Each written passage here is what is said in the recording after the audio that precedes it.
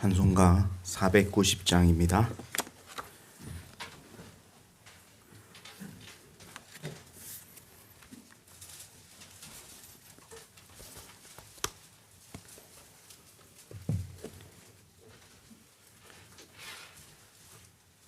찬송가 490장 주여 지난밤 내 꿈에 찬양하도록 하겠습니다. 주여 지난밤 내 꿈에 배었으니 그 꿈 이루어 주옵소서. 밤과 아침의 계시로 보여주사 항상 은혜를 주옵소서. 나의 놀라운 꿈 정령 믿기는 장차 큰 은혜 받을 표니. 나의 놀라운 꿈 정령 이루어져 주님 얼굴을 배우리라. 마음 괴롭고 아파서 낙심될 때 내게 소망을 주셨으며 내가 영광의 주님을 바라보니 앞길 환하게 보이도다. 나의 놀라운 꿈 정녕 믿기는 장차 큰 은혜 받을 표니.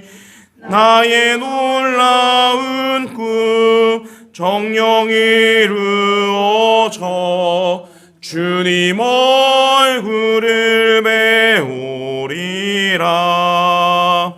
세상 풍조는 나날이 변하여도 나는 내 믿음 지키리니. 인생 살다가 죽음이 꿈 같으나 오직 내 꿈은 참되리라. 나의 놀라운 꿈 정녕 믿기는 장차 큰 은혜 받을 표니. 나의 놀라운 꿈 정녕 이루어져 주님 얼굴을 배우리라.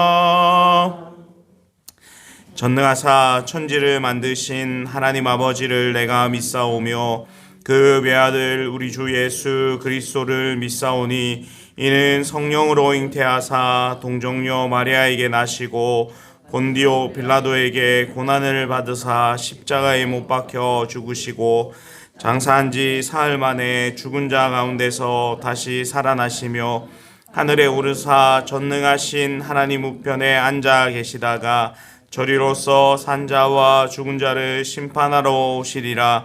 성령을 믿사오며 거룩한 공예와 성도가 서로 교통하는 것과 죄를 사하여 주시는 것과 몸이 다시 사는 것과 영원히 사는 것을 믿사옵나이다.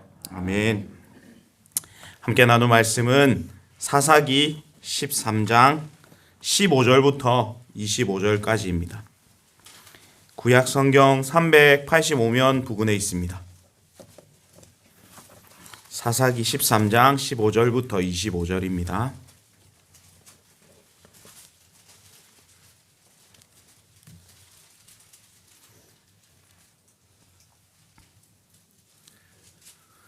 사사기 13장 15절부터 25절 찾으신 줄 알고 교독하도록 하겠습니다. 마노아가 여호와의 사자에게 말하되 구하옵나니 당신은 우리에게 머물러서 우리가 당신을 위하여 염소 새끼 하나를 준비하게 하소서 하니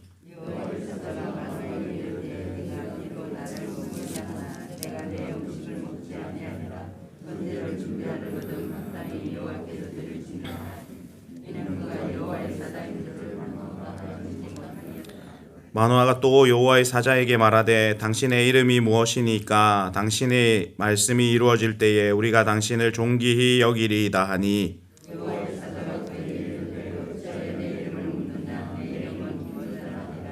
이에 마노아가 염소 새끼와 소재물을 가져다가 바위 위에서 여호와께 드리매 이적이 일어난지라 마노아와 그의 아내가 본즉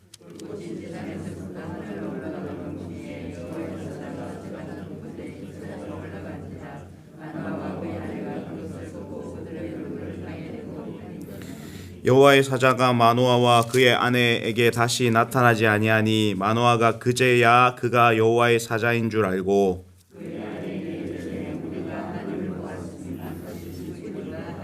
그의 아내가 그에게 이르되 여호와께서 우리를 죽이려 하셨더라면 우리 손에서 번제와 소제를 받지 아니하셨을 것이요 이 모든 일을 보이지 아니하셨을 것이며 이제 이런 말씀도 우리에게 이르지 아니하셨으리이다 하였더라.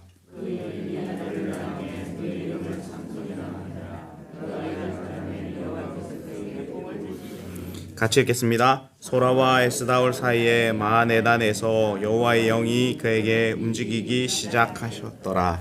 아멘. 우리 지난 주간에 우리 주일학교에서 고난주간 특별 묵상집을 만들어서 아이들에게 이것을 묵상하게 하고 답장을 쓰도록 했습니다. 그래서 아이들이 이렇게 일주일 동안 이 챕터에 따라서 이렇게 편지를 받고 답장을 이렇게 쓰는 이런 훈련들을 했는데요. 너무 재미있는 답장이 하나 있어서 한번 소개하려고 합니다. 제가 읽어드릴게요. 로마 총독 빌라도에게 쓴 편지입니다. 이름부터 틀렸어요. 안녕하세요. 로마 총독 발라도님. 더 웃깁니다. 정말 이름 부르기도 싫네요. 감히 우리 예수님을 겨우 문제 때문에 아무 죄가 없는 우리 예수님을 채찍으로 때리고 십자가에 못 박게 해요? 네? 당신은 후회하고 벌을 받을 겁니다. 마지막에 인사도 하기 싫네요. 이런 아이들의 기발한 분노가 섞인 답장을 보면서 우리의 가정 안에서도 좋은 분위기가 조성됩니다. 오늘 우리 성경을 읽은 마노아의 가정을 보면 전혀 그런 점이 등장하지 않죠. 마노아가 자신의 소망대로 여호와의 사자를 직접 만나는 장면이 오늘 본문에서 등장합니다. 그리고 이 여호와의 사자로부터 아들이 태어날 것, 그리고 이 아이를 나시린으로 키워야 한다는 것을 직접 그 자리에서 음성으로 들었습니다. 그럼에도 불구하고 마노아는 이 모든 일이 이스라엘의 여호와 하나님의 일하심으로 일하심이라고 깨닫지 못합니다. 그 순간에 이 사실을 뒤늦게 깨닫죠. 참 인간적으로 영적으로 분위기 파악이 전혀 안 되는 그런 사람이 바로 마노아입니다. 이 여호와의 사자가 마노아에게 나타나서 이제 아이가 태어날 것인데 이 아이를 잘 키워서 나시린으로 키워야 한다라고 하는데 마노아가요, 이 엉뚱하게 이 소식을 전해준 사람에게 친절을 베풉니다. 우리 밥을 함께 합시다, 식사를 함께 합시다 라고 친절을 베풉니다. 이것은요, 당시에 이 이스라엘의 문화가 뭐냐면 나그네들을 환대하는 그런 문화가 작용된 것으로 보입니다.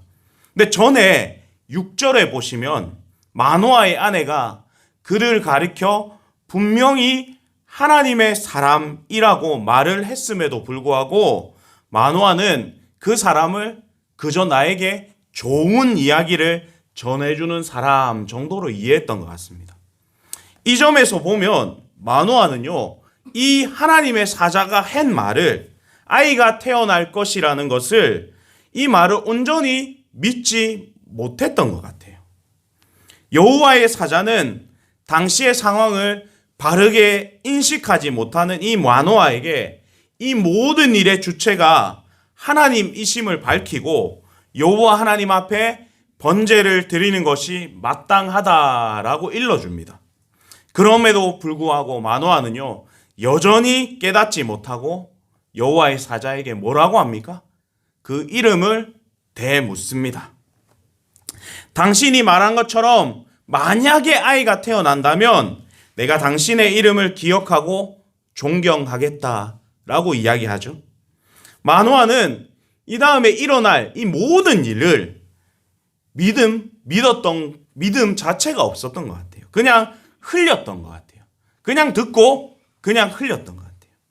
자기에게 말하고 있는 존재가 하나님의 사자라는 인식조차 못했던 것 같습니다. 그러자 여호와의 사자가 마노아에게 자신의 이름을 알려주죠. 나는 기묘자라 라고 밝히면서 하나님이 장차 행하실 구원의 역사를 암시해 줍니다. 이제 그제서야 마노아는 하나님의 사자가 말한 대로, 여호와의 사자가 말한 대로 제물을 여호와 앞에 드립니다. 그러자 이 제물을 드리자마자 여호와의 사자가 제단의 불꽃에 휩싸여서 올라가는 기적이 일어났습니다. 이때에 이 놀라운 광경을 목격한 이 마노아와 그의 아내는 땅에 엎드립니다. 참 마노아는요, 이 성경을 제가 읽으면 읽을수록 어리석은 것 같아 보입니다. 근데 이것이요, 그 시대가 하나님의 말씀을 듣지 못하고 하나님의 임재하심조차도 깨닫지 못하는 시대임을 단면적으로 보여주는 것이죠. 참 이 점이 참 두렵습니다. 성경은 일관적으로 우리가 예배해야 할 대상이 우리 하나님 한 분임을 증거합니다. 가르칩니다. 근데 예배의 대상이 명확하지 않으면 신앙의 본질이 아닌 것을 중시하게끔 되고 그게 정말로 위험한 것으로 빠질 수 있습니다. 그러므로 우리는 반드시 기억해야 합니다. 주의 말씀에 정말 민감해야 하고 그것에 반응해야 하고 날마다 그 성령의 채우심이 우리의 삶 속에 드러나고 있어야 한다라는 것이죠. 그 빛난 은혜가 우리에게 날마다 머무르기를 간절히 소망합니다. 오늘 본문에서 여호와의 사자가 사라진 후에야 이 마노아는 그가 여호와의 사자였음을 깨닫고 굉장히 무서워합니다.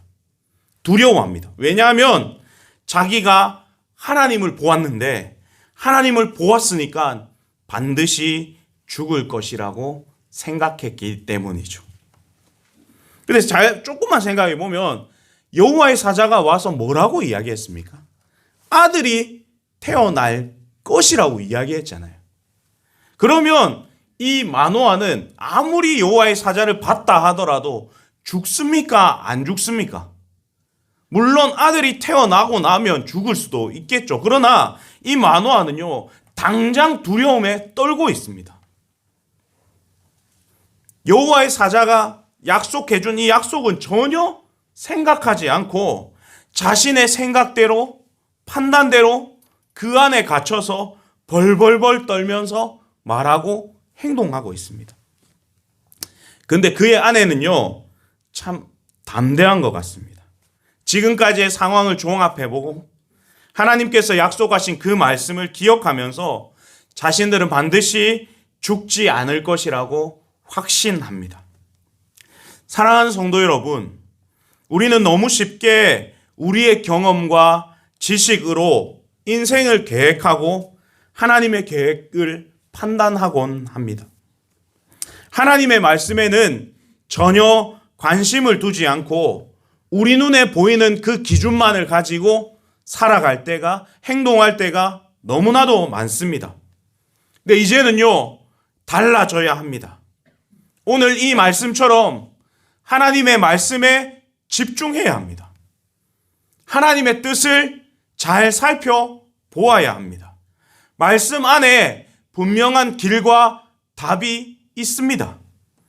그 말씀이 반드시 이루어질 것이기 때문에 마노아는요 담대히 나아가면 됩니다. 그러나 그의 인생을 보십시오. 그의 행동을 보십시오. 벌벌 떨고 있는 거예요. 죽을까 봐. 사랑하는 성도 여러분, 나의 생각, 나의 지혜를 의지하지 않고 성령님께서 이끄시는 대로, 하나님께서 말씀하시는 대로 말씀이 거하는 그곳에서 꼭 머무르시고 그 말씀을 믿고 순종하는 우리 모든 성도님들이 되셨으면 좋겠습니다. 마지막으로 하나님의 약속대로 그 가정에 아이가 태어났습니다. 부모는 그 아이의 이름을 삼손이라고 지었습니다. 삼손이라는 이름은 작은 태양이라는 뜻입니다. 물론 학자들은 당시에 태양신을 섬기는 이방 종교를 반영해서 지은 이름이라고 해석하기도 합니다. 또 들릴라라는 이름의 뜻은 밤이라는 뜻이거든요. 그 이름과 삼손의 눈을 잃게 되는 그 사건을 연관해서 매우 상징적인 의미를 내포하고 있다라고 이야기하는 학자들도 있습니다. 그것보다 하나님은 삼손을 나시린으로 부르셨고 사사로 세우시기 위해서 그에게 복을 주셨으나 어리석은 죄인의 삶은 끝까지 온전할 수 없었다라는 것이죠. 사랑하는 성도 여러분, 오늘 이 사사시대에는요 회개도 없고 구원에 대한 간절함도 없는 그런 암울한 시대입니다. 하나님에 대한 생각도 없고 정작 하나님께서 눈앞에 하나님의 임재하심을 보고도 전혀 깨닫지 못하는 그런 시대였습니다. 근데 중요한 것은 그럼에도 불구하고 우리 하나님께서는 계속해서 사사를 보내주시고 삼손에게 복을 주시고 하나님의 영을 부으셔서 그를 이스라엘의 구원자로 세우시고 삼으신다라는 사실입니다. 참 절망스러운 시기임에도 불구하고 하나님은요 계속해서 일하고 계시는 겁니다. 암울한 시대이고 참 어려운 시대임에도 불구하고 우리 하나님은요 계속해서 일하고 계신다라는 것이죠. 참 코로나의 시대, 참 어려운 시대, 암울한 시대를 지나고 있는 가운데서 우리 하나님은요 지금도 일하고 계십니다. 신실하게 일하고 계십니다. 하나님의 영을 부어주고 계십니다. 이처럼 우리는 인간의 노력과 능력이 아닌 절대적으로 하나님의 사랑과 그 하나님의 신실하심을 통해서 우리의 삶이 이루어져 가는 것을 믿음으로 고백해야 할 것입니다. 참 암울하고 소망이 없는 시대를 살아가는 성도 여러분, 우리 하나님의 신실하심이 있기 때문에 안심하셔도 됩니다.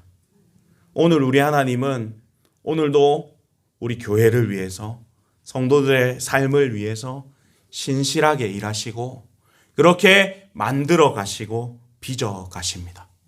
오늘도 주님은 신실하시고 내일도 변함없이 신실하신 우리 주님을 찬양하며 송축하며 그 손을 의지하여 일평생을 살아가는 우리 귀한 성도님들이 다 되셨으면 좋겠습니다. 다 함께 기도하겠습니다.